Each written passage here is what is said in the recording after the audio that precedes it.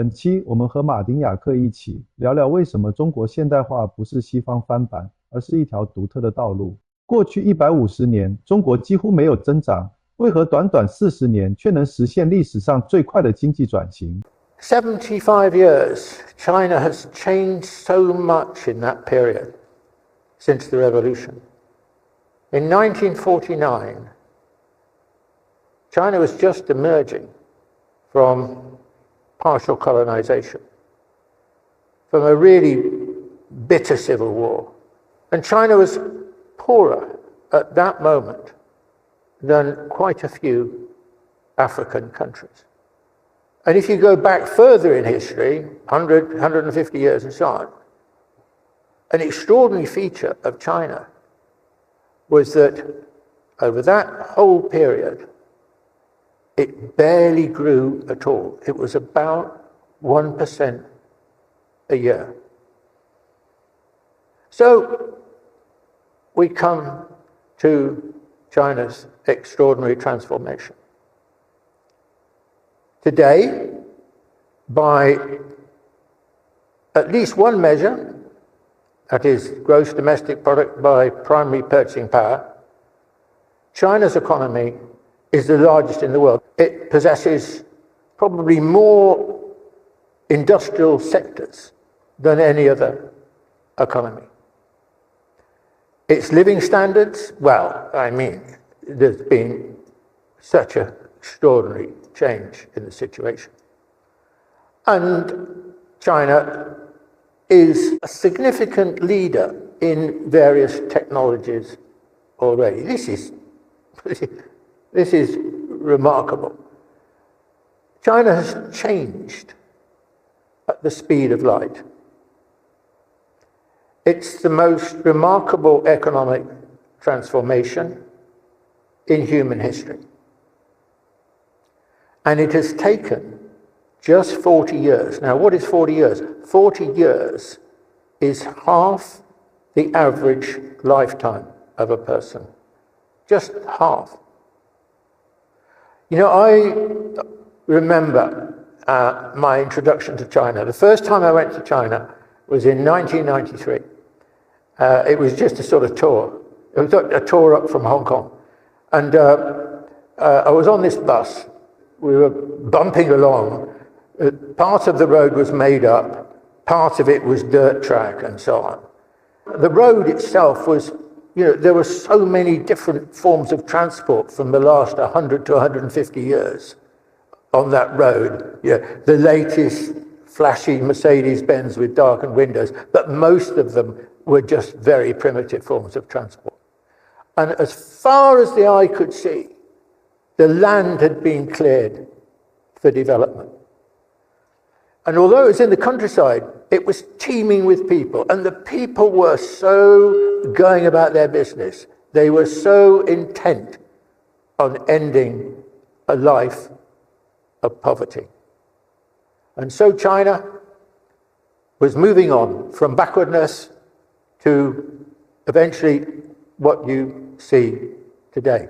Now, there's one really important point I want to make on this, and that is, look, compared with 1949 or 1978 or today, China is completely unrecognizable. Or is it? Is China just a totally different place? Or is it, in some profound way, the same China? 原来这并不是巧合，而是模式的断裂。中国的现代化起点和路径完全不同于西方工业革命。那到底什么是文明型国家？为什么说中国现代化对发展中国家是公共产品呢？ And I would argue that the extraordinary thing about China and why it has been so successful over such a long period of history, it's had bad times, but it's had some great times. 3 or 4 times, probably the most advanced civilization in the world, or one of the most advanced civilizations in the world. China was born a civilization. That's its template. And that lasted, actually, until the late 19th century. It was only in the late 19th century that China began to acquire some of the characteristics of a nation state. For example, borders. I mean, China as a civilization did not have borders. Even today, China, I would argue, is primarily a civilization state and only secondarily a nation state. This is quite different from the West. The West have all been modern Western countries born as nation states, and they are nation states. They behave like nation states. China is quite different in relation to this. And the important point here to grasp is some of the most fundamental characteristics of China, which probably most of us in some way or other take for granted, are really a product of China's civilizational roots. For example, the relationship between state and society, the role of the family, the pivotal importance of education, and many other things are the notion of the individual. The notion of the individual is very different from the Western way of thinking about an individual. All of these things are actually the template of China, which is a civilizational template, which has lasted all through these various different eras of China's history. Now, we are at a major historical point. China is reaching the point of modernity. It has finally arrived at Western levels of development. In some areas, it's ahead of Western levels of development. If you go to countries in Western Europe, some of the smaller ones especially, China's in a different era, really. And the reason why this is historically so significant is as follows. The story of modernization is essentially a Western story. It starts with the British Industrial Revolution in the first half of the 19th century. By as late as 1945, modernization and modernity were an exclusively Western story apart from Japan.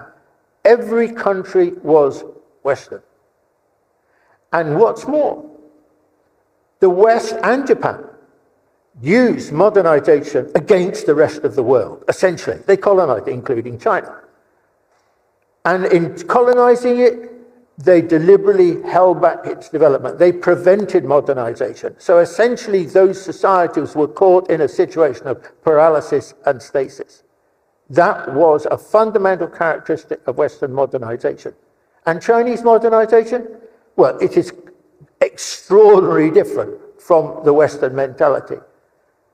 Chinese modernization sees its role, sees its place in the world alongside other developing countries to give the opportunity for developing countries to begin the process or advance along the process of modernization.